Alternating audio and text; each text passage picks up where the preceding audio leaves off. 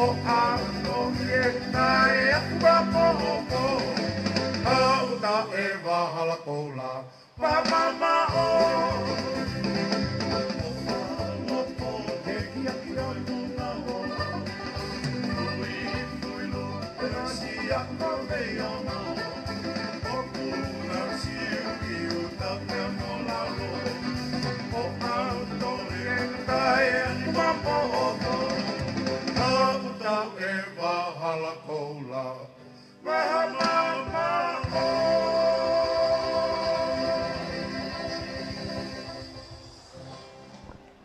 Ora bido sono uma kore mahupanga benga e pata ko sa fakika e tari pepia tu ai tonga ko to e ta kwa fata mai me var po ni mamba be live stream be broadcom FM broadcasting ki horo famana to kun salote ki kamada ko ia e ui pe au ai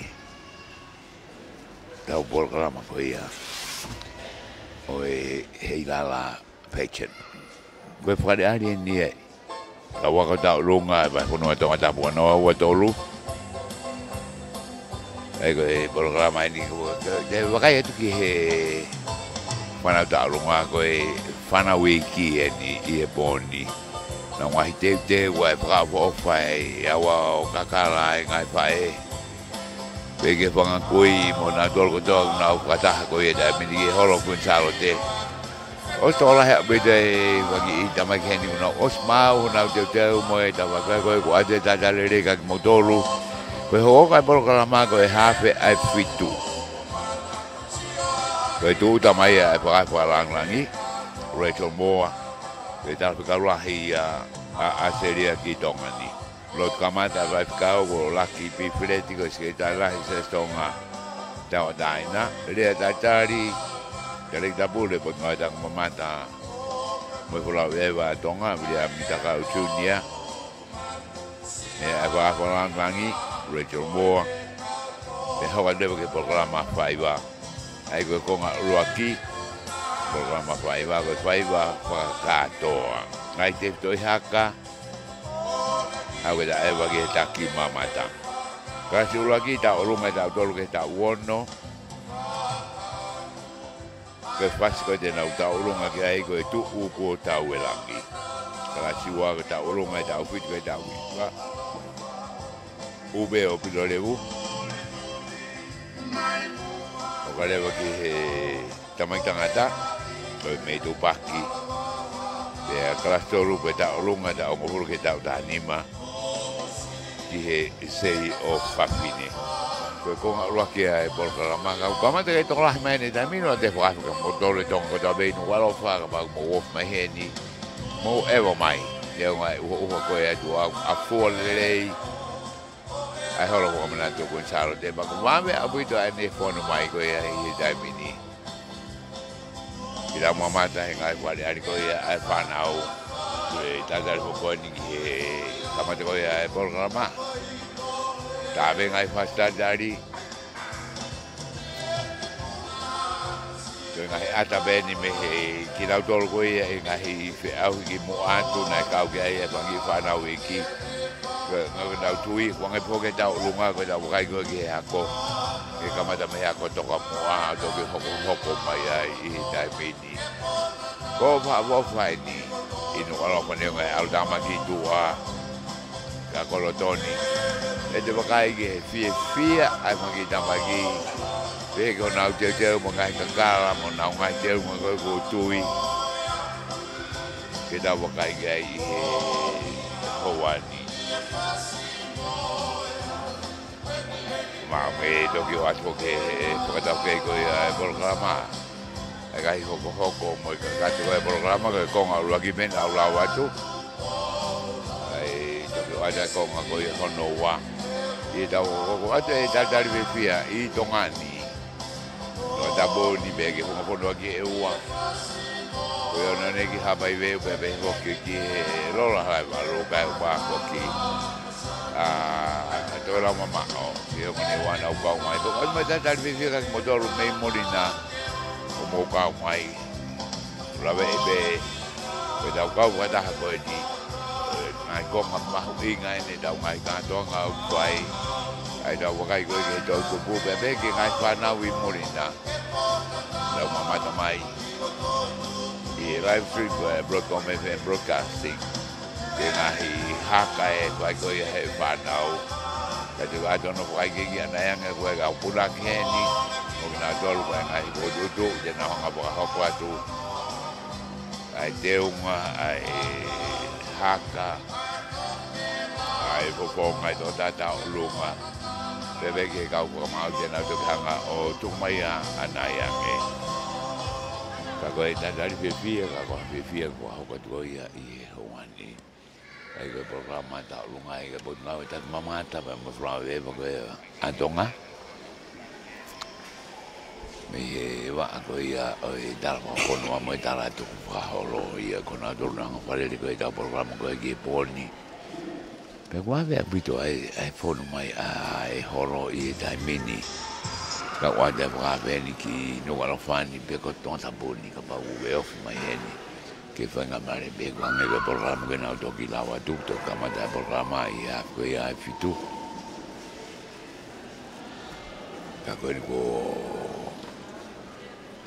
to lai la nge ko la ve ama ki fa na o na ngai te ko ia I dai mini Wai tu hen mamang na dolo ai to lai.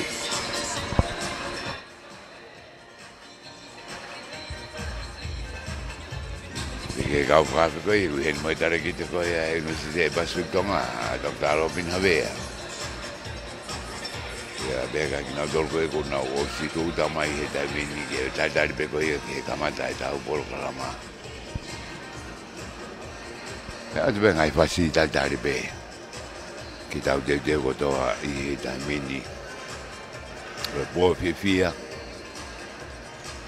balik hari lagi, begitu engai dapat kau ni tahu wakai kau kia.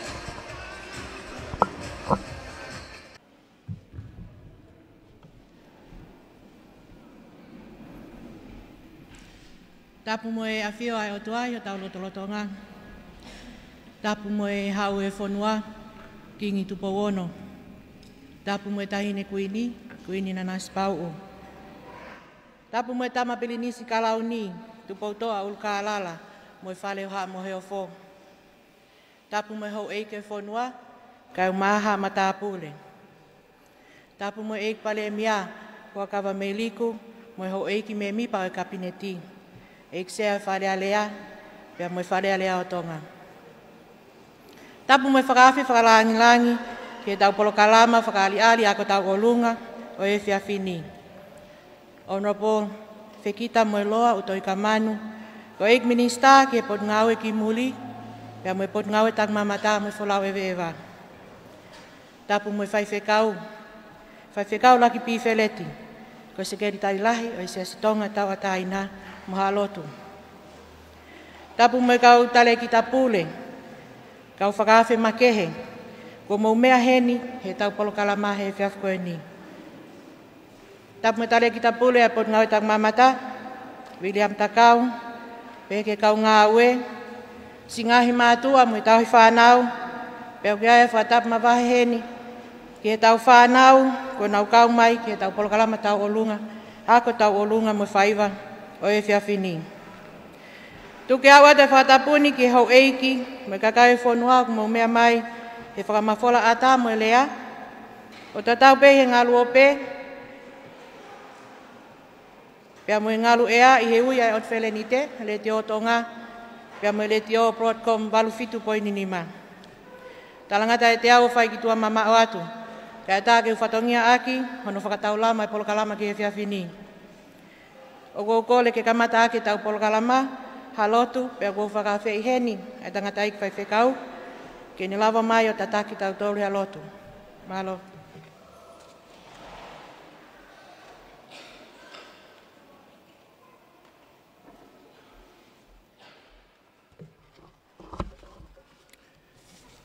Ki mua ke whai lotu kou whilau at peongo ki iwes wholwhola e ua koeni. Whakamau kia e tau whakakaukau, he ngau e u tau whai he pōkoeni. O kai e angongo le leo Sisu Kleis nei tohi e maake. Hongo fulo e wahe pau kai taha nima mo i taha no vesi. Ai au peho no lau. Ko moni o ko talat ka te mo tolu. Ko ia e kai tene mau ai pure anga o tua. O hange ko tamasisi. E kai hu ia ki ai. Pia fuaha ke e ak nau tolu i hono nima. O hiri whaki hono nima ki a te nau tolu. Mo ne tāpo aki i ak nau tolu. Ke tau lotu. E o tua maafi mafi. Ko koe koe mautamai whakahewani ai a Fiona. O kuao niu ho purei langina pa whakalewelewa he whonga mama o kumau iai.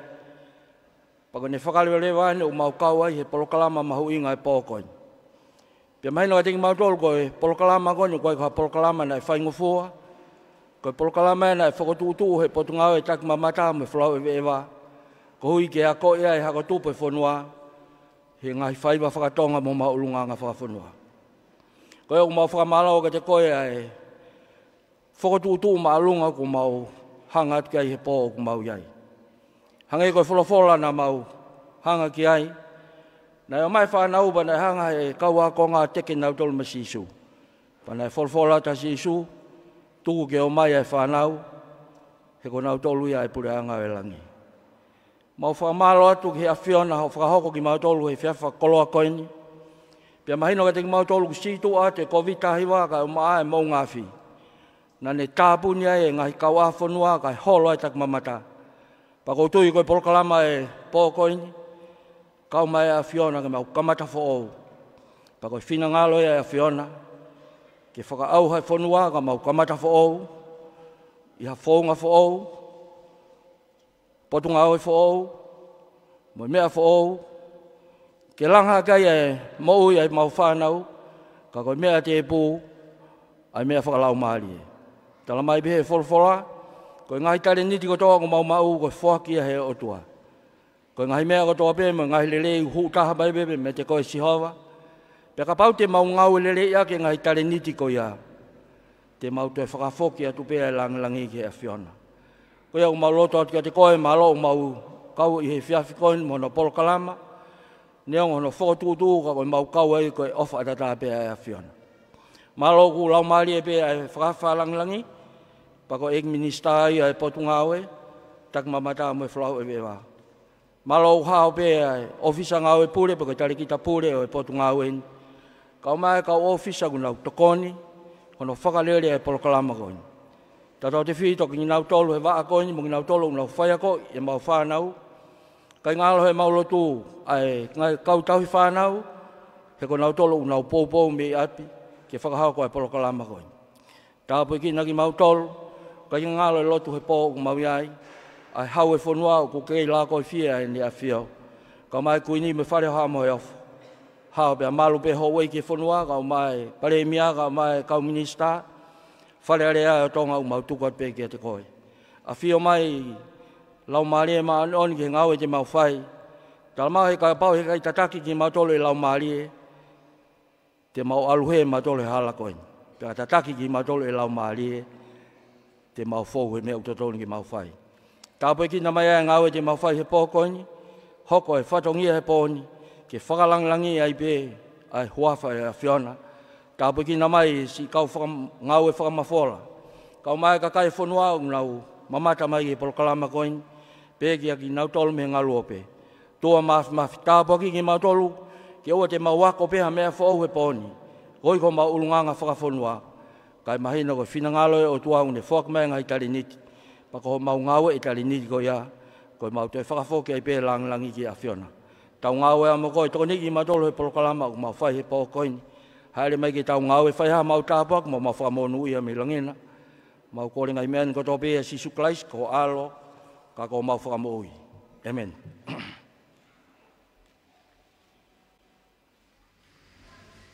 Malo ke tangata ik whaiwhekau, ka koe sekretai lahi ai siasi tonga tawa taina, whaiwhekau laki piwheleti, he tāpo aki o e lotu, ko whakainasi aki ai hawhangani. He whainga maali e koe ni, o ko tuku ia ki he tale kita pule, ai pot ngoi tak mamata, pa moi wholau ewe ewa, William Takau, ke ni whakahoko atu a tau lea tali. Malo.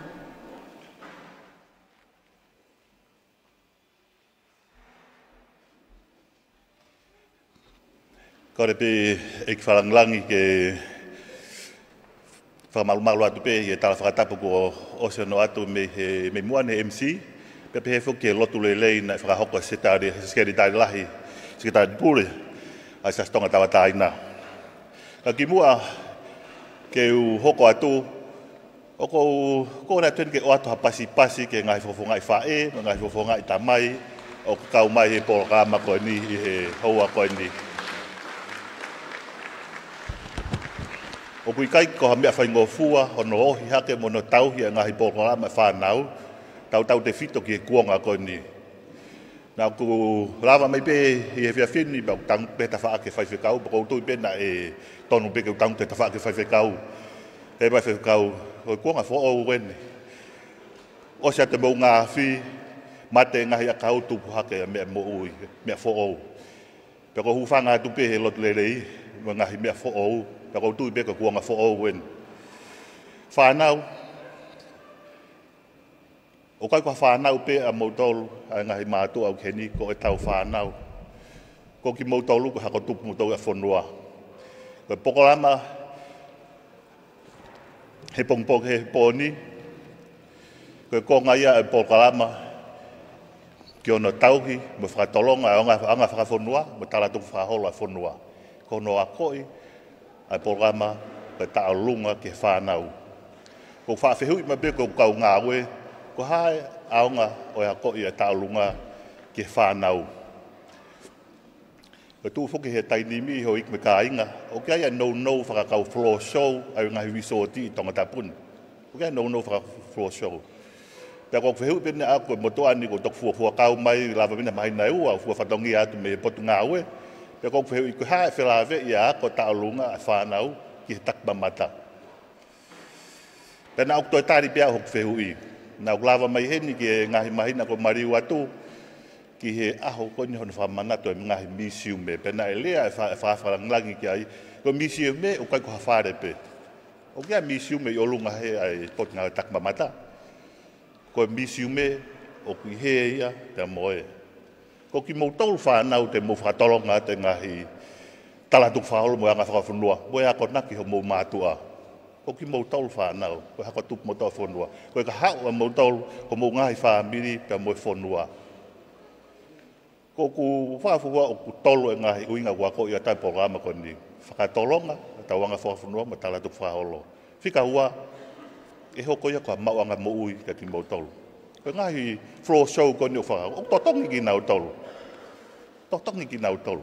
Ko whika tolu atu, mos ilo pe ngahi kon setanak paanga ko ni uvere he tainimi.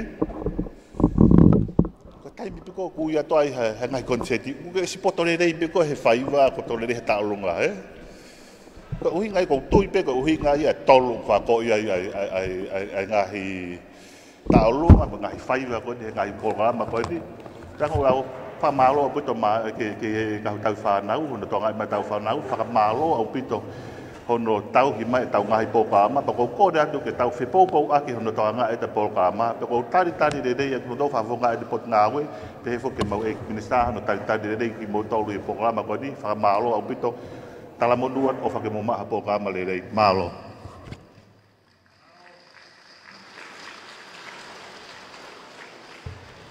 Pamalo ki a William Takau ke tale kita pule e pot ngawe, i he lea talitali i whiawhia pea mo whakatuk whakaukau e whiawhini. I e whainga maali e koe ni, o ku o atu ai ai kole mo e whakawhe loto whiawhia, ki he whakalangangi, onua pol whekita u toi komanu, ke ne anga lelei, kai whakahoko, ha mea whakaloto lahi, koe whakakoloa e polo kalama e whiawhini. Malo.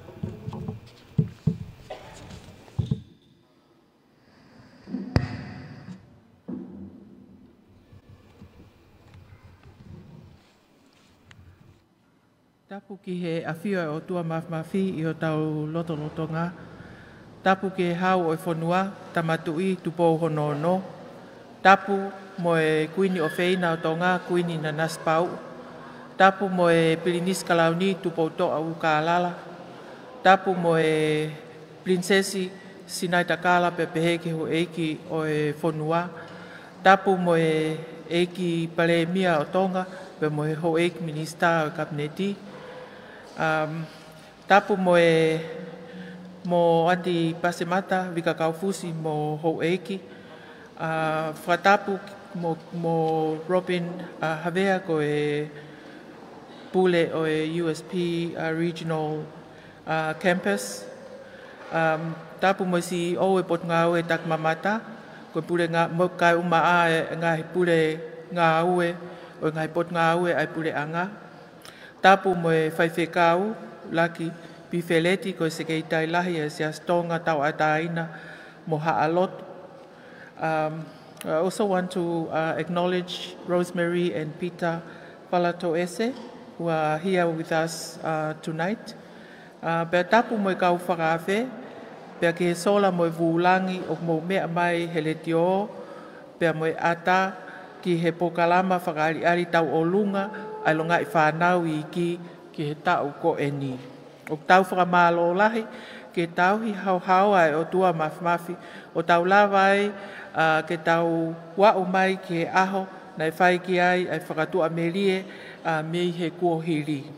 O kuau fia ke poupou kakato, ki hono malawa ke whai ai teu tangata ke kahau, o whonua, ke tau te whito, ki hono a koi o e taolunga, pepehe ki ngai whaiva, ko uhi, ko mau inga, o tau anga whakawhonua mo i tuku whakaholo.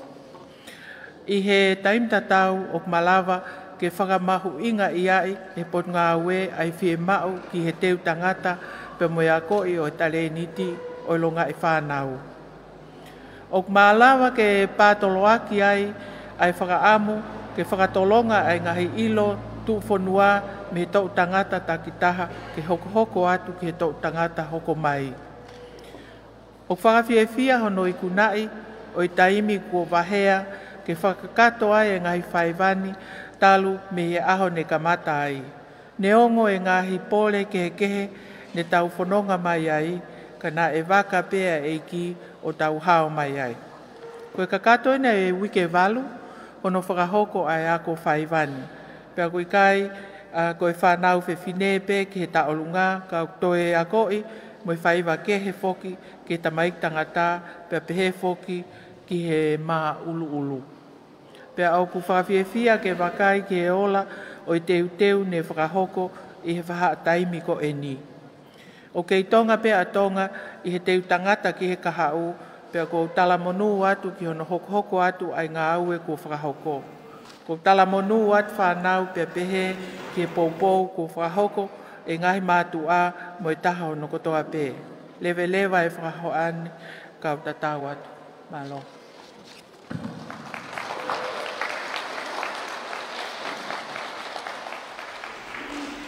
Whawhawhonga ata e whiawhia mo e whakamalo lahi ki he whakalangi o e whiawhini, he koloa mahu inga ko tō kaki mā ki tau tolu. Tawange ke i whakaiwia i pēko e tai hā mai, ke hui koe ngahi whatongia ko tō pēo ke fuesia. Te tau hoko atu heni ki he konga uluaki, ai whakaari e whaiva e whanau, aia te tau kamata aki e nau whaiva whakakatoa. Pea e lotonga koe ne nau teu mai ke nau lava hake ki he Funga Stacey, tuku ke o atu haki i pui tua, ki he whaiva koe ni o kua manake nau kamata aki. Oku whakatewhito ai ki whaiva ni he ngahi te whito i haka. Pea oku tui e punake, ko tonsiare, ka lava he whanau ke nau puke, mo haka i lelei ai ngahi te whito i haka, pea e whaingofua lewa ke nau haka, ki a ngahi whasi tau olunga, pea mo ngahi whasi, pe taanga o ngahi whaiva kehe. Koe, tahapuni a le sisita koe ni ki he polokalama ako tau olunga koe ni hange koe mea whawhalangangi, koe wikene walu maalo, ai lele mai ai polokalama ako whaiva, ne le sisita mai ki ai ha toko fitu ngofulu maa walu. I he toko fitu walu koe ni, toko uofulu ai koe whanau tangata, pea ono ngofulu maa walu koe whanau whewhine. Oku wahewahe ki nau tolu ki he ngahi kalasi o whate fito o makatu unga heo nau tau motu a. Aia koe kalasi ulo aki, koe longa i whanau i ki ia, tau tolu ki he tau nima, i he whanau whewhine. Kalasi hono ua, oku i he wahata uia o tau fitu ki he hiva, pea koe kalasi hono tolu, koe tau hongo fulu ia, o whai hake ki he lahi taha o ku le sisita mai ke kau ki he ako tau olunga. Ko e kalase e whanau tangata, ni whakataha i peki nau tolu ki fo i kalase taha.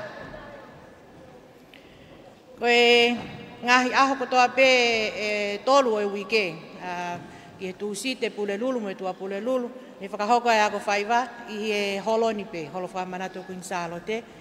Pea ne tok whahoko pe ke taimi tuku ai ako, ke whae fiaf. Pea ko e whatongia ako whaiva ni whakahoko pe e he punake, ko tonsiale, pea tokoni ki ai e kau ofisa ngawe pe me he pot ngawe, ki ono ako yo e ngahi tau olunga, pea mo e ngahi whaiva ke he koe te mo toki mea mai ki ai. Pea oku langitua, i he fiafini a e kau tā mea, pea mo e kau hiva, pea me he lausi i, pea me ka nuku polo. Oku taki maia e penna a pea mo e kau tangata, kau maa e kau whewhine. Ko lea ke matanga ke mo paspasi, mai mo e tau whanau, pea mo e uaki whaiva te nau, whaka ali atu he whiawhini, ko e ngahi wā i haka.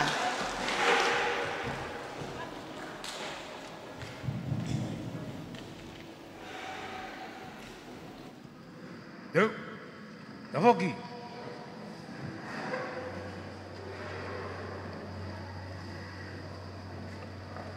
Teu, no.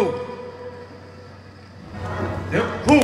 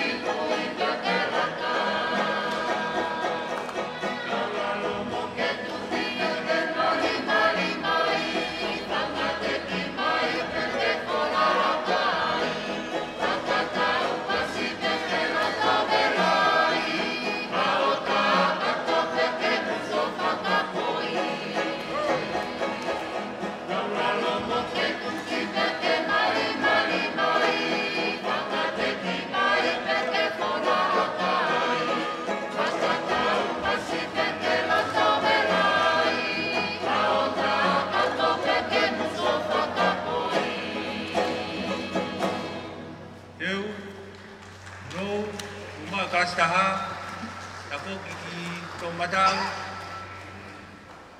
ako tomatau, ifo mai kilala tuma kastaha. Koe lau kakatoi ai whaiva uluaki, koe ngahi wā i haka, ni whaiva kotoa tua e ka wako tau olunga.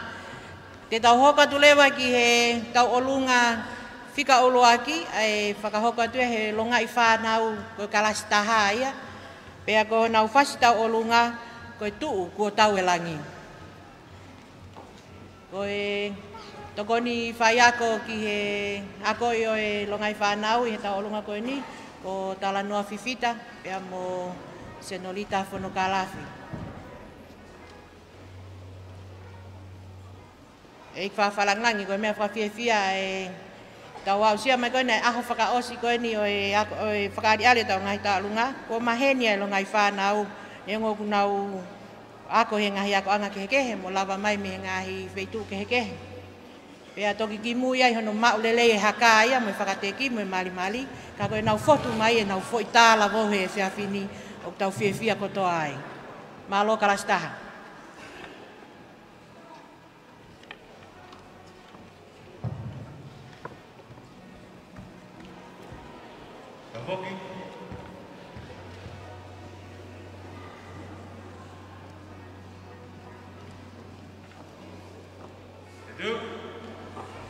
Hu.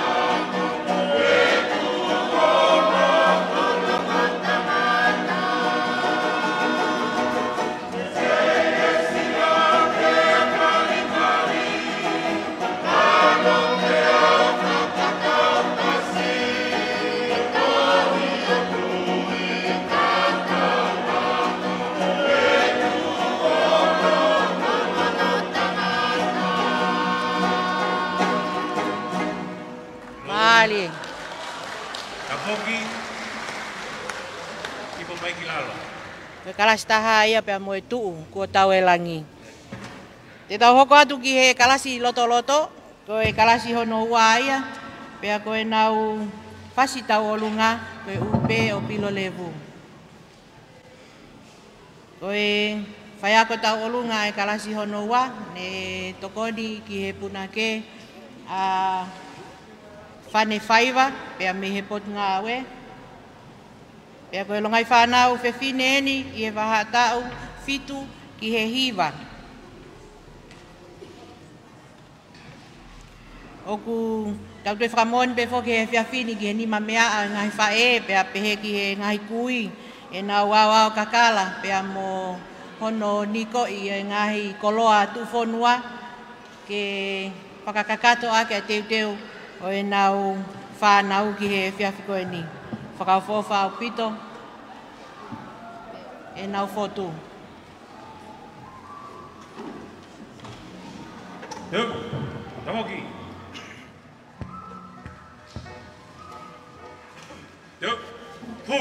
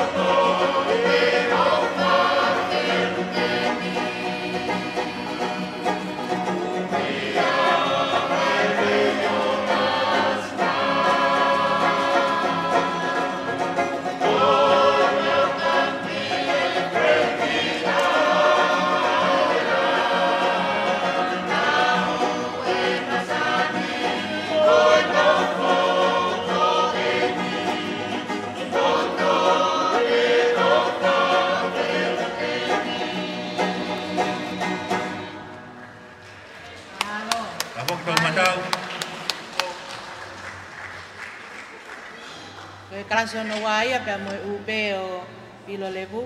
Te tau hoko eni ki e whanau tangata, pia te nau whakaali ali ai whaiva me tūpaki. Ange pe koe ku whakahoa ane nai ni toko uofulu ai whanau tangata ni le sita mai. I he e whiawhini, ko ki nau tolu pēni, i nau kātekina e ngahi ha o ngahi wike kua mariwa tu e ako whaiva pia ko nau lava mai he whiawhini ke whakaari ali ai ngahi koto i whaiva. Ko nau ako e whakaari ali atuia i he nau whaiva i ai me tūpaki.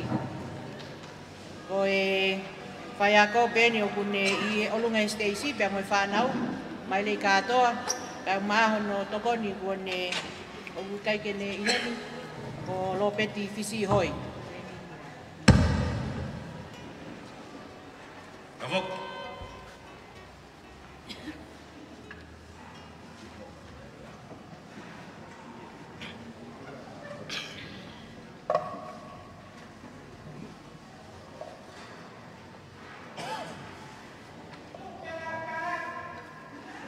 Mali, mali. Mali e.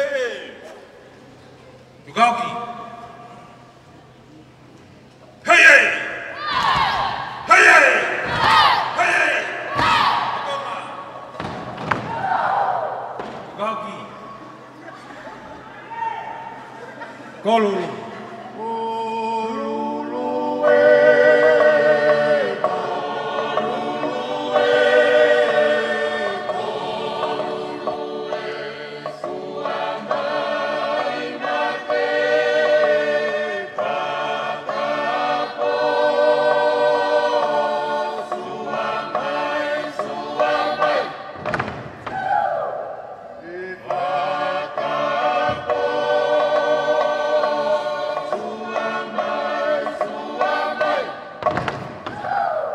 Tugauki. Kolulu.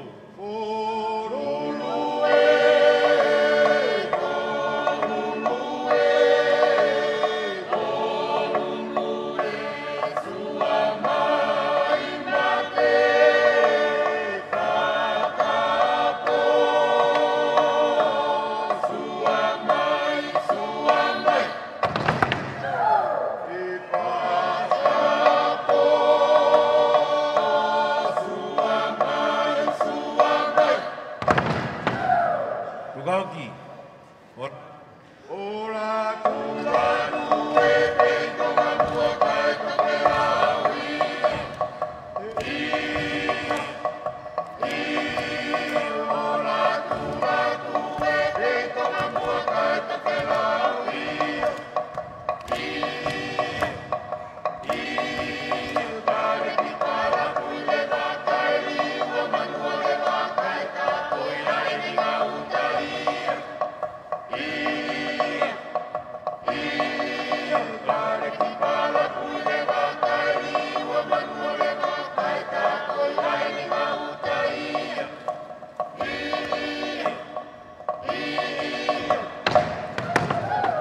Tugauki.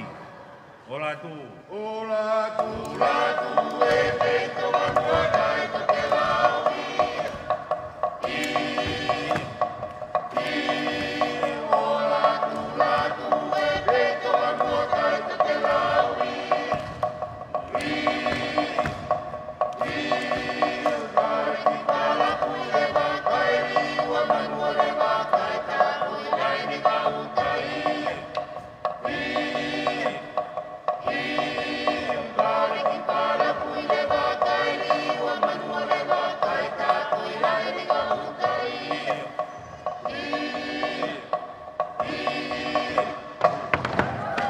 Tugauki.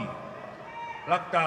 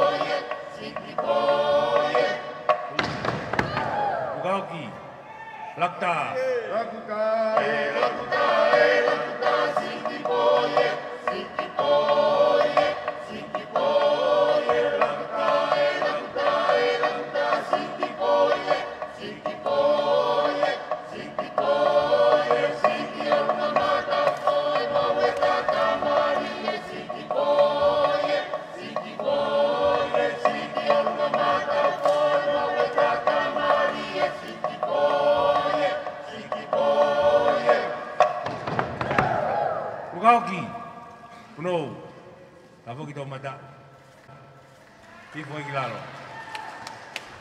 Pamalo atu ki whanau tangata. E whawharangangi kau mai kau whakawhi koe. Kalas koe ne whanau tangata koe si taha koe tau nima. Pea okulahi taha pea koe tau hunga fulu maua. Unau kau mai ki he ako whaiwa i he programa ako whaiwa koe ne pot ngawe. Pea ti tau whakaosi aki ai konga uluaki o e whakali tau olunga o e whiawhini. Ai tau olunga ai kalasi tolu koe whanau whiawhini lalahi ia. Pea koe nau whasi tau olunga, koe sei o whawhine.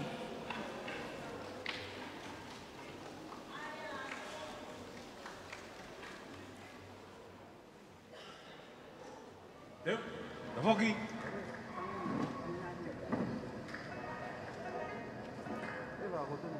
Ki mga taha ki tō mata.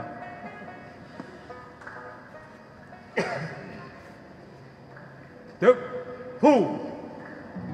Pangai gundi e tahiu Siolo matala de kamaru Ie imunia ae hau Okato wiki rako maru Ue ie roto te kakaru Te kamiku mati o amete Pangai hundi e tahiu Siolo matala de kamaru Marimari, koe tau lalo.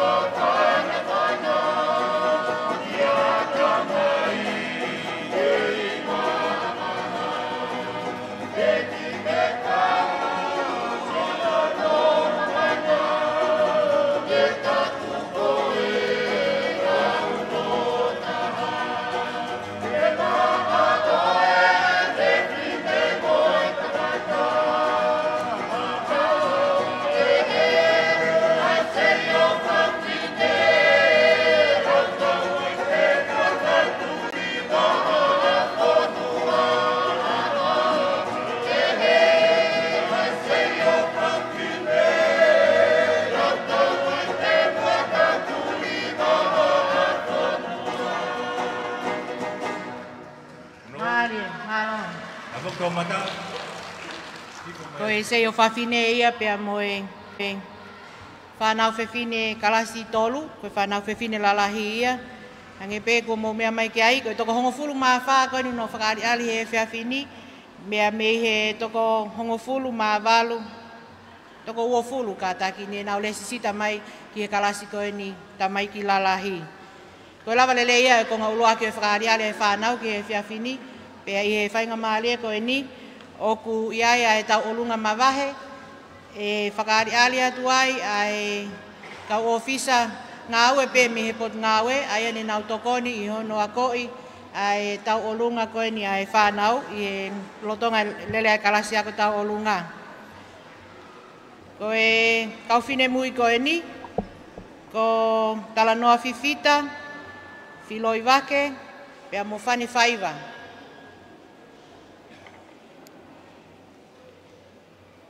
Ko e whainga maali e pē, pea mo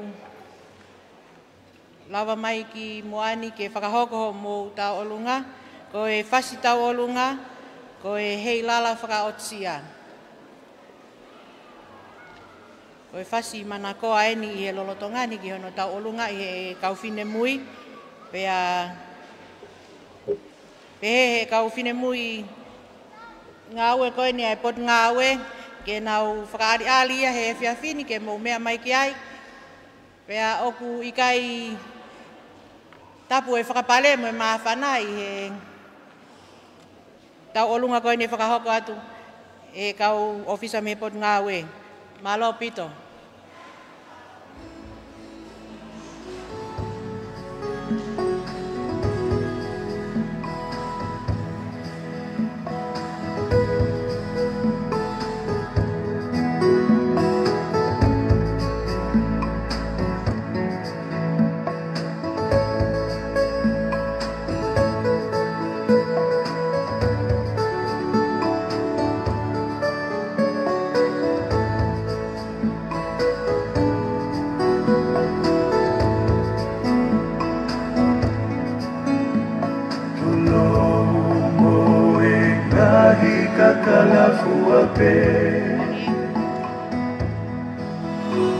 Kai whakama o ngā tuhe e te tālawe.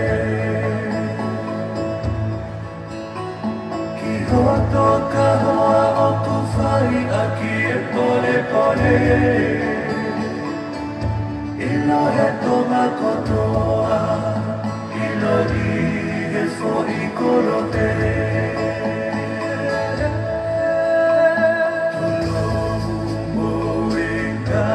Kakalafua pe Kai whakama o ngā tuhe e te tālawe. Ki hoto ka hoa o ko whai a ki e pole pole. Ilo he tonga kotoa, ilo i he fo i korote. Kuoka papuna me i ka leha e ata. Tangi tangi tangi e fo i malau o e ta aki mo e ata. O tomo o mua e aloki e lomo lomo o e hau. Ke whakame i te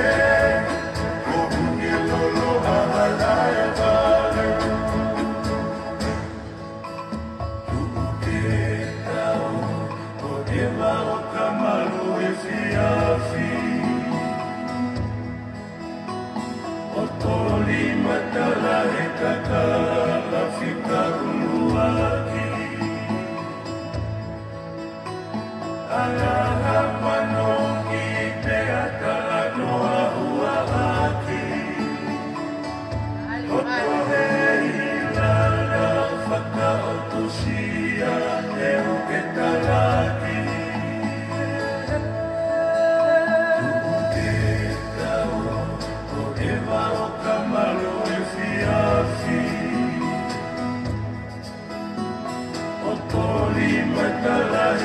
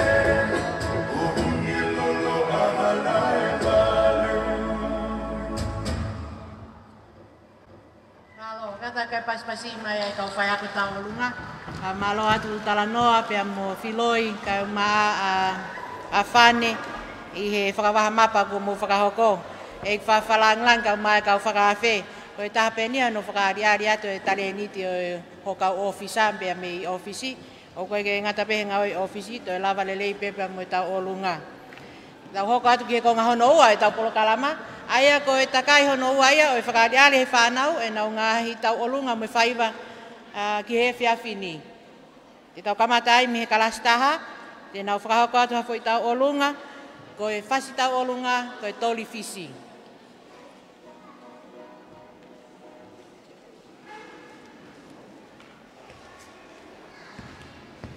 Teu, no.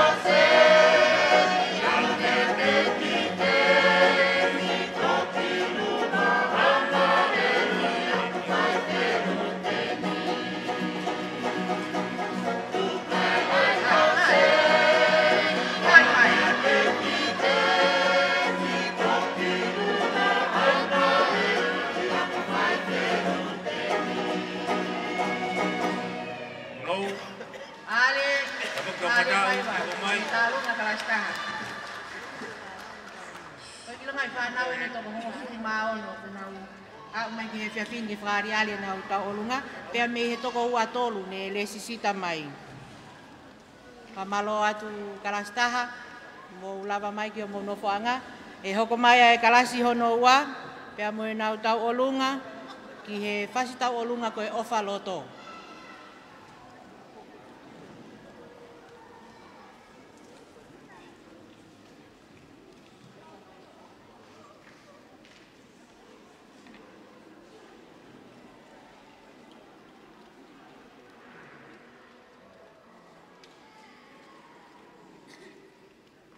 Toko hongo fulu eni kuna u whaari ari he whiawhini, pea me he toko hongo fulu maa fitu ne le sisita mai ki he kalasi hono ua.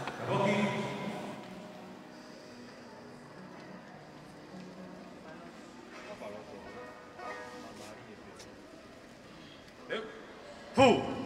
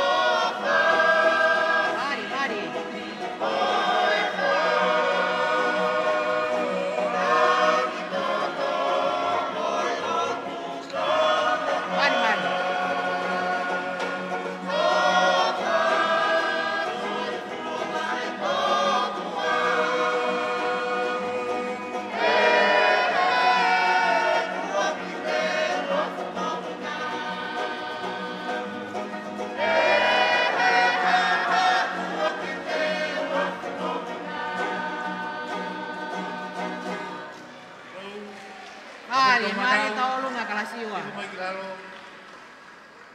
E hoko maheni ai whanau tangata pia mo e nau mako.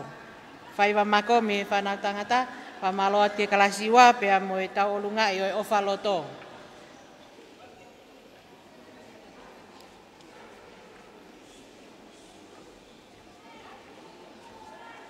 Koe mea whawhiawhia e lawa e whanau o hanga atu mei mua me he funga Stacey. Pea nau lava o ilo ki e ngahi hiwa me ngahi whasitau o lunga whakatonga. Pea mo e nau whiawhia ke aiho nau ngahi teunga lelei teunga whakaofa tau o lunga he whiawhini. Mo kataka paspasi mai whanau tangata pea mo e nau whaiwa hono wa koe mako.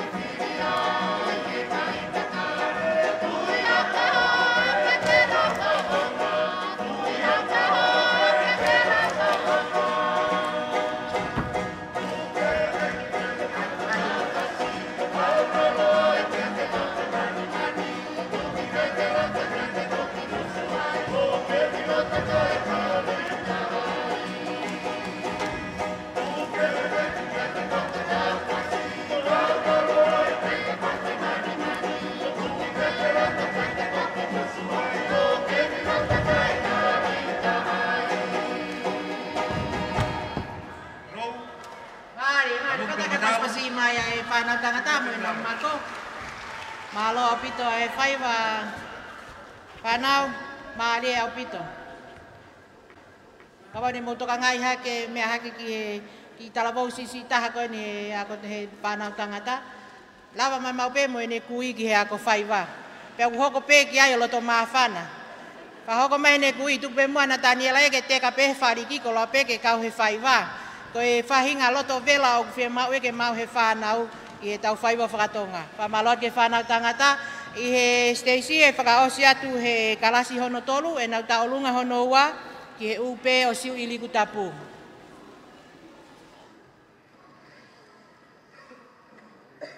Teu, na hoki. Teu, fu. Mata ki toma i te rangi maa.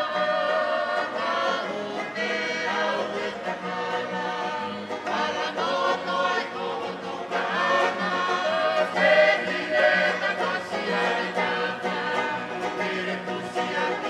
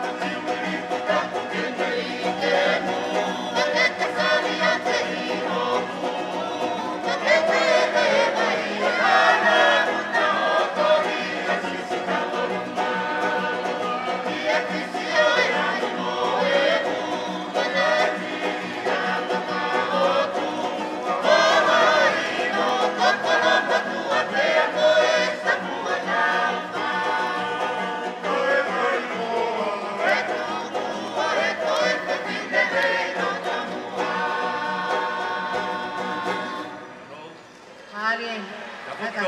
Pas mai kalase no tolu. Kalase no tolu pe mo nau faiva hono wa ko tau olunga na nau tau olunga tuai ki he upe o siu ili kutapu. E whakaosi aki a e whakaari ali whaiva o e whiawhini, hama ulu pia e whaiva kotoa ai a e longai whanau koe ane kau mai ki he polokalama ako tau olunga. Ko e whai ma ulu koe ni, ko e whaupe a e punake e pot ngawe, ko tonsiale, o whakatau mua pe ia ki he taki mamata. Pia lolotonga aku teu ngai a e Stacey ke mau ki he ma ulu pia pehe ki he whanau, me hoku tawhaki to ohema. Oku iaia e whiawhia lahi he tau kau whakataha i hono poupoui a e whanau ki he ono ako i ke teknau tolu ai whaiwa whakatonga. Kau whokeni ngahi tau mua ngā oe a e waanga whawhonua mo tau tu whakahalo i he pot ngau i tak mamata. He wikai ngata pe i hono ako i ai whoi tau olunga pia mo i whaiwa ki he whanau. Kau kuiai mo e ngahi whakafuo o e nau mo ui mo e whakaulunga ngā o ku nau ako i e ngahi wike koe ni nau kau mai ki hako tau olunga. O kulawa ke nau ilo ai, ilo lahi ange ki he ngahi hiwa kakala, ngahi whasi tau olunga, ko e ngahi maa imoa a e la aku o unga whonua ku insaro te tupou tolu. O ku kau ki ai mo e nau mahu inga ia i hono ngahi teunga, teunga whaiva o ku ai ki he whaiva takitaha. O ku kia ingata ika o ku nau lawai o whakatuprekina e nau matakakai ka uma e nau loto lahi ke tu mei mua i hao haonga. Pea pehe ki e nau loto maa whana. Whakatupunga mea e nau mamahi mea, ke nau kau mai eni ki he polokalama ako tau lunga me he kamata o a wen ki hono whakaosi ngā he whiawhini. Koe au ku ia e tau whiawhia makehe pea mo whai poupou ai pe a e polokalama ako tau olunga ko eni pea mo e kot ngawe. O ku ia pe hono ngahi lelei o ku inasia e tau whanau. Ka hili a e whiawhini pea tutuku atu a e kalasi ako tau olunga ko eni ko maheni a e whanau. E nau whanki kalasi ka uma e kau ngawe koe e pot ngawe ku nau wako whaiva he ngahi aho kotoa pe. Pea ko mea lelei ia ke nau whe ilongaki. E hataimi kehe te nau toi whelongo ake ai ha wheitu kehe o ku nau whiawhia he wheha aki.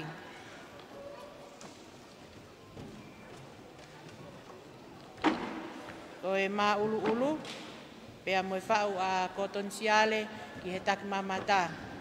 Langi tua mai a e kau hiva, pea mo e kau tāmea pea me he lausi i, pea utokoni pe iai i he tāmea a e ofisa e pot ngawe ko pulotu mau pea mo tauanga wau mo tō.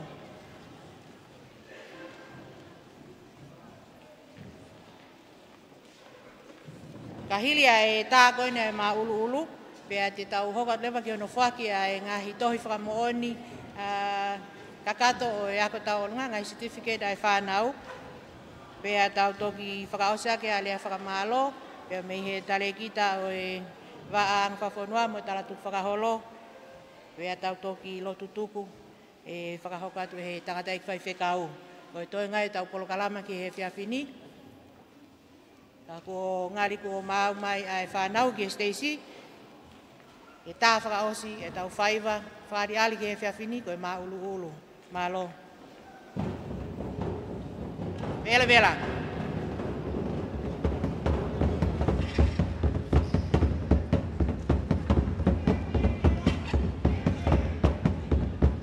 Walfitu poni ma pe mo e Broadcom FM Broadcasting. I he programa ko ia ai gau wako taurunga poni ai tak mamata. Mo flau eva. Fa vai kau de ka. Ta foi assim. Malu patata.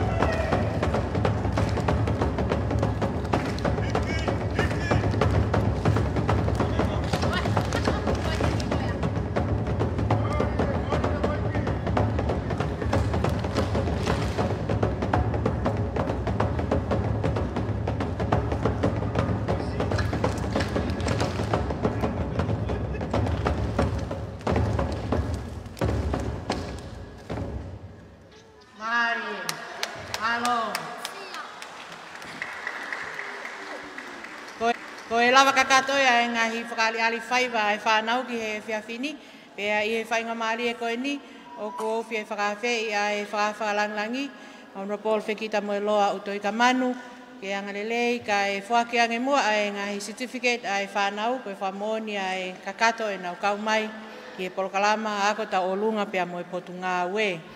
Ko le atu ki he kalastaha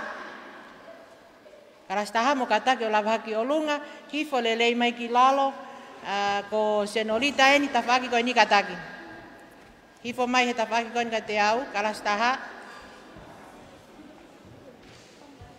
Mo lava mai ki he tawhaki ko ni, ke whakahoko mai e senolita pia mo tala noa ki mo tolu, teu ki he mau atu ho mo certificate.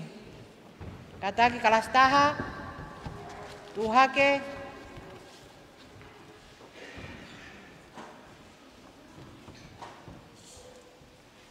te tau kamata e ui me he whake ngai certificate e kalastaha, hoko atu ki he kalasiwa, pe hoko mai e whanau tangata, pe tok whakaosi e whanau whewhine lalahi, pe koe kalas tolu.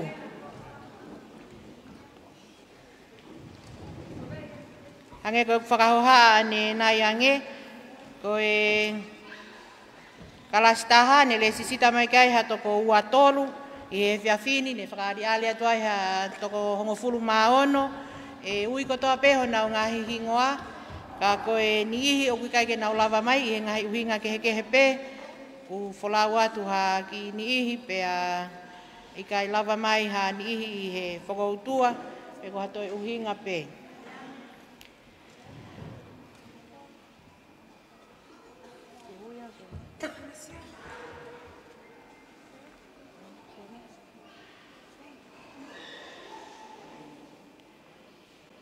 Koe kalastaha, lo ngai whanau whewhine tau tolu ki he tau nima, veisinia, vavela, tuunga whasi, pālavi. Tau whā, pia mei na kolo. Makataka pespesi mai veisinia, ogune ke iako kinti. Hoko mai a meleane, ki na lasa Ivana mau. Tau whā, pia mei mau whanga.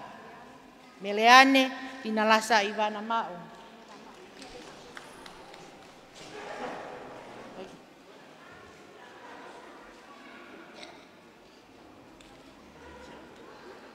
I fine mui koni une kei tau whā, pia une kei ako kinti pia pe mauia. Kata ka paspasima meleane mau. Hoko mai a Winse, he a Moni Junior, tuli ki he fua. Tau nima, pia mei puke. Malo Winse, malo meleane. Hoko mai he tua Winse, ana siale, paya i Hemriton tolu, tau nima, pia mei longo teme. Mau peo Steve Keiti, kataki foki lewa ki olunga ta utki o nofoanga. Ana siale paya i Hemriton tolu, malo. Surieti malianive mau, tau nima pia mei mau whanga. Ataka paspasima Surieti. Hoko mai tua Surieti, a mele he pisipa mau, ta uono pia mei havelu loto. Malo mele. Veiongo ta ufa, ta uono, pia mei havelu loto motofoa. Veiongo ta ufa.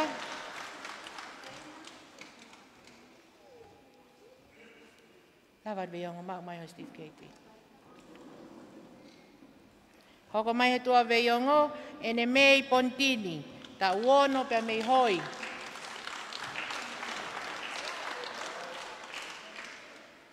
Letsia tui vai, ta uono pia mi fasmo e afi. Malo letsia. Hoko mai tua letsia, a mele lupe se luvai a fifita, ta uono.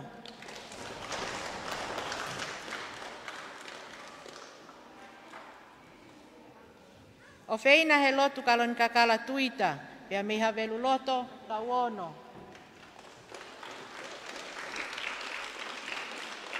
Hoko mai a tā paita mānoa, tā uono pia mei nukunuku.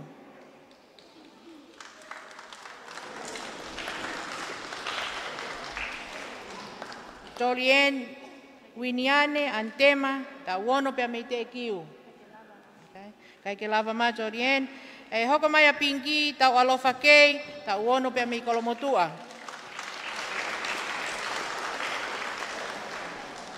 Hoko mai he tua o pingi kei a ke leise pai ai tua kipulu tau a kipulu tui vai. Me kolomotua me ta wono. Taylor Jane Lutui Vake, ta wono pe me maufanga. Maloke leise. Hoko mai tua Taylor, Ana Malia, Kawa Futuna Junior Aho, tau fitu pe me fasmoeafi.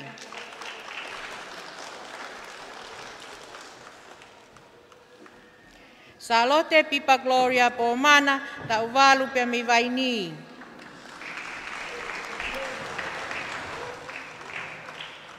Peamo Joanne Francis Pomana, tau valu pe mi vaini.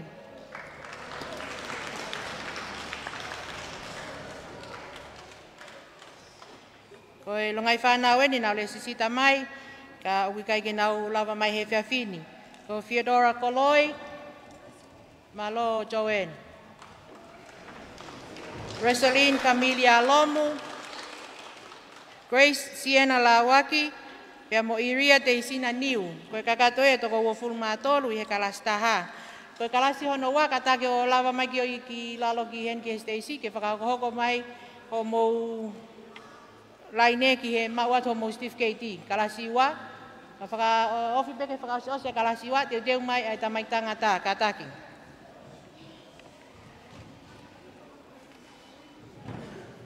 Koe kalasi wa, Olivia Makisi Junior, pea mei tofoa. Olivia.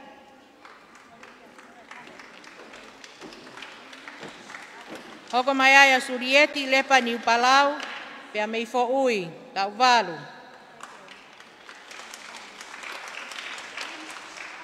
Surieti Niu Palau. Ko Surieti koe? Hoko mai a Queen Esther Alice Luisa Teusiwi Moana Lutui pea mei kolofo ou.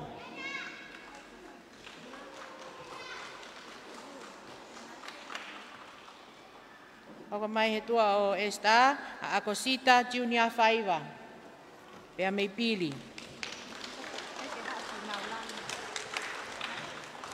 Finau lau ese langi pea mei pea. Kai ke lava mai a finau hoko mai e lainea pele naise sikalu, tau hiva pea mei pahu. Malo pele naise. Pea motua esta tui halangingie, tau hiva pea mei hala ovave. Hoko atoa ia tonu Junior kolofo ou, tau hongo fulu pea mei hate iho.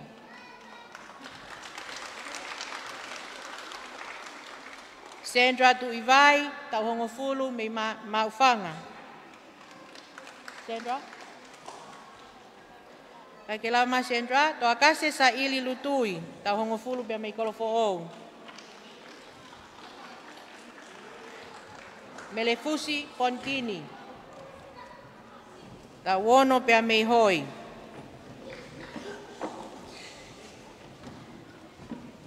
Vendolini, Siniva Roslyn, Ritunia Para i Auckland, Junior Kata, pea mei hala leva.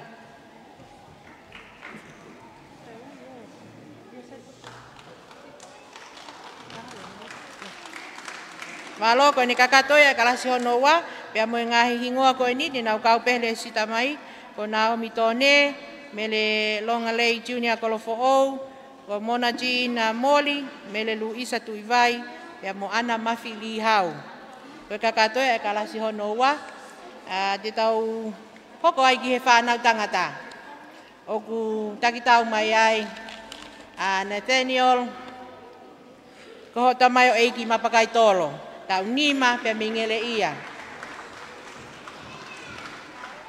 Antonio Tolu. Antonio Tolu pea mo Antonio Lawrence tui halangingie, mei hala ovave.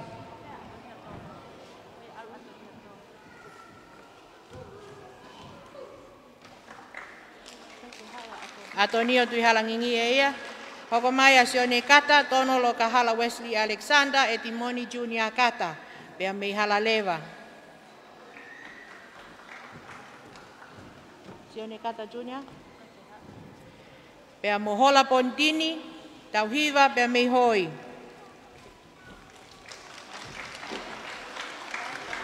Hoko mai a Michael waka mei lalo, pea mei hala lewa. Iskeli Maile, pea mei liahona. Angelo waka mei lalo, pea mei hala lewa. Hoko mai tua Angelo, Kaneti Niu, tahataha mei hofoa. Kitione Maile, pea mei liahona, tau hongo fulu mataha. Pea kia Eliesa Tonga na paa, pea mei havelu loto. Perenato Tangimana, tau hongo fulu maua, pea mei niuto ua. Kakatoia e whanau tangata, ne kau mai kiai pea mo Joe Montana Niu, Fine Tangiki Muli Niu, Te Vita Veangu Niu, Ponove Hufanga, Sione Palu Niu, pea mo Lopeti Kakala he lotu li hau. E whaosia ke kalasi hono tolu, whamaloa tu whawhalanglangi ho mea fuoloa ke whakahounga whakapoa ke ngai Steve Keiti. E kamata maia e Nancy Kamisese, tahataha mi fasmoe afi. Ako mai senolita Lenora Palanite, tahataha mi utulao. Sala Roren Ofaki o Balau Tupou, pia mi la kepa. Emeline Songo Imoli, tahataha pia mi puke. Malo Emeline. Malia Koleti Junior Kolofo'ou, pia mi hateiho. Litea Tatofi, tau hong fulu maua, pia mi Kolofo'ou.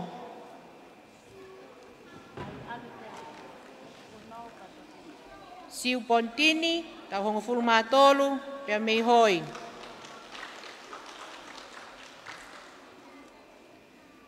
Hokatu e tuau siu atalita ki umingahe, tau hongo fulu mawha pea mi tofoa. Mele o famisi, tau hongo fulu maono, pea mi folaha.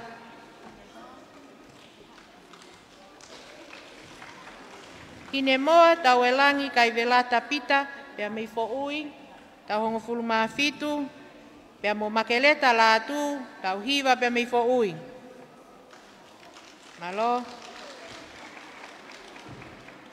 Kefilini Grace Tangimana, tau hiva me ni toa. E mohatasa Evelyn na paa, tau hongo fulu me havelu loto. Kiana Maile, tau hongo fulu pea me liahona. E peheka Sharon, tataka motonga, tau hongo fulu me fo ui. Lupe Tolelei Maile, pea me longolongo.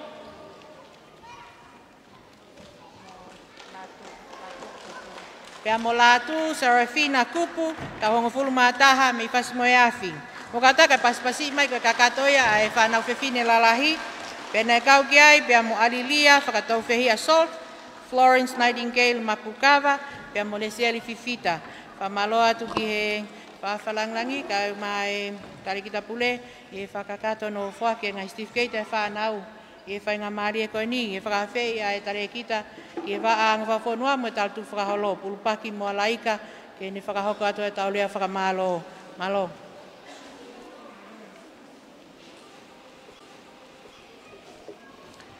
Tap ki he awhio ai o tua i ho tau lotonga. Patap ki he hau e whonua, tamatu i tupo ono. Patap ki he tahine kuina naspau. Patap ki he tama plinis kalauni, tupo utoa urukalala. Pama whare o hamo heofo. Tuke au atu e whatapuni, ki he whalanglangi o e polokalama, whaari ako taolunga al potungawe tak mamata kako ek minista al potungawe kita mo loa uto i kamano pe ko kole mua ke hufanga i he tala whakatapu kakato o fonua pe mo lotu ko kamata aki e he whakahoko polokalama o e he whiawhini kai ata mua ke whakau atu ai whakamaloni. Whiwhia ke whakakato e whatongia whakamaloni e whawhlanglangi mahino pe ke ak mautolu ai taulua o i ngahi whatongia o i wheituuna ka koho o poupou o mea he whiawhkoini ke whakakato hono whaari e he longa i whanau ai taleniti pia mo e whainga marie ko na wausia ko e whakakoloa ia. E taimi tatau whiawhia ke whakao ata e whamaloni ko e uhinga ko e kaupule ngā ue kai umaa e kautaki ngā ue e ngai potu ngā ue ke ai puleanga o mo mea hen ke whakakakato ai whatongiani. Pehe whoki e whamalo ki he tangata ik whaiwhekau, i hono lotua, pēha hono tataki e polokalama o i whiawhkoeni, ke whamahino, ai mahu inga o e kau pēha mo eiki, e ngahi whotu ngā ue, pēha mo langa ngā ue o ku whai. Mo ni pē ai lea, ko tau e langi, pēha ko na panga maalie, ai ngahi tawhaaki hono kotoa pē, i hono lava ke kātoi mo whakakakato ai polokalama ki hono teui mo hono akoi o e hakotupu e whonua ko e uhinga ko e tau mahu inga ia i he whaiva whatonga pe kai ke ngata ai ka koe anga whawhonua pe mo e tala tuku whaholo. I he taimi tatau o e whiawhkoeni mau whaamu ke whamalo iai whanau ai poupou pia moho mou kau mai e polokalamani. Pia ke whakao at whoki ai whamaloni ke kautahi whanau ka mai ngahi mātua malo ai poupou pia mo i te utangata. Pia pehe whoki ke whaafofa pia lava ke tau mamata ke ngahi teunga ko whai ako hono teu i o whanau i he whiawhkoini.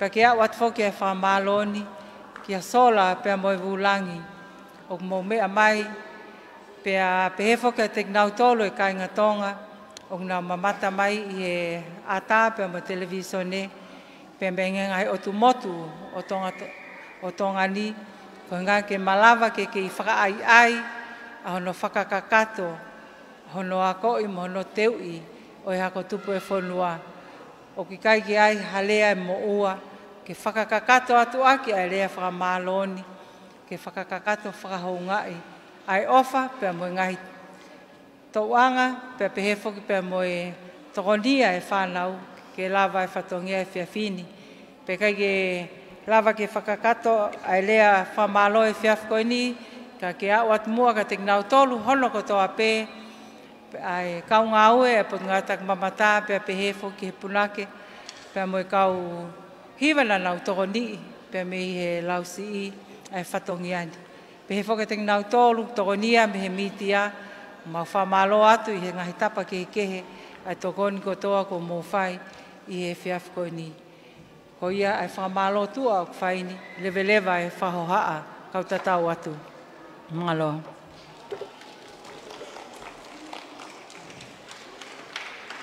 Koe whamalo e ngau e siko lava, ni whakahako atu e tare kita ki anga whawhonua mo e taratu whaholo, pulpakika, o kōkole ke tau whaosa ki pēha lotu, pēha i whakawhea i pēha tangata i whaiwhekau, laki pi wheleti, ke ni whaosi ai wheho i angani. Malo. I tau lotu, mau whakamalo atu eiki ho tuke mau ikuna, polokalama maalie mo whawhoofa e pōkoini. Ko ne whakawhoofa mo ne maalie hena e kau mai a whiona, pia ke mahino te ki mau tolku e ngahi taleniti ku mau mamata ka he pōni, ko whaki e he a whiona. Mau loto atu kei tāpu kina ki si whanau ni pai whakatupulaki e taleniti koini, ke nau kei whakalangilangi ai be a whiona. Tapo ki na mai whawhalang e pokon, ka ko minister e potungawe, pehe ke he tari kita pure ka mai si kau ngawe, o mai kau whai ako na nau whai si ono ako e whanau koe. Tapo ki na mai kau tau whanau, anau tolu na e poupou mai, ka pehe si kau whakafi. Mo ki nau tolu ko tope, o mea mai he whakamafola rea ka o mai ngalu ope. Mo ki mau tolu ko tope, o mau inasi he koloa o e pokon. Mau loto atu ka mea atu ai whawhalangi, pa mau mui atu. Whakaau ki mau tolu ko mau ngai whakautua anga. Pia ke malu ki mau tolu he uli e pōmo no ngai whaingata. Pia ka mau hoko ka pongpongina, whakaiwia ki mau tolu a ke lau maria Fiona. Whakauka ngai whatongi au whotutu ke mau whakauka. Whai amelangina mau tāpuak mo mau whakamonu ia. Klais ko aloka ko mau whakamoi. E me ni paka teresa tau egi ko sisu klais. O whae o tua ke tamai whiau me lau maria ma on. Tutuku e mau tolu ni ko tope o na hiri. Kai whai peo tai ngata. Amen.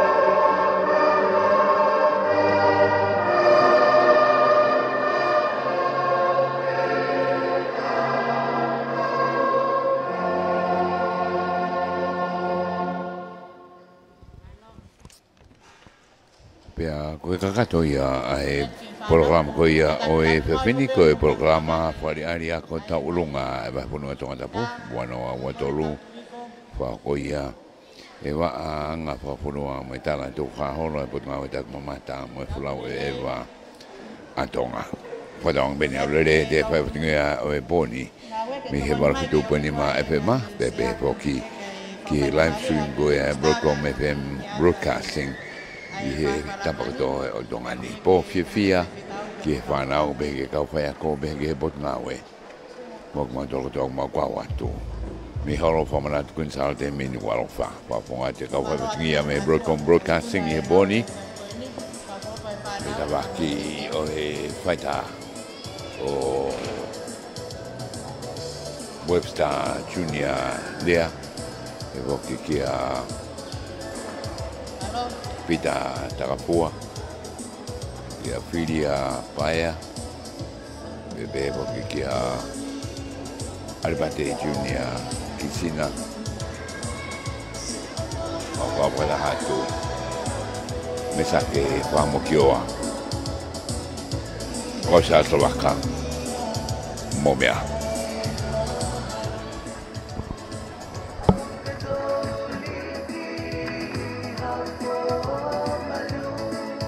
Kau whakawhia e whanau ke mo kau mai ke tātua ki pia moe